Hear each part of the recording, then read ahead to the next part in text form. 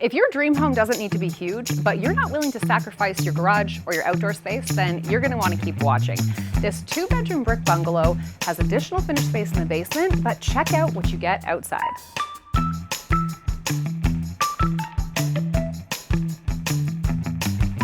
Not only do you have this great patio and private backyard, but you also have this long and private driveway with ample parking, plus this oversized garage behind me for your projects, your hobbies, and your toys.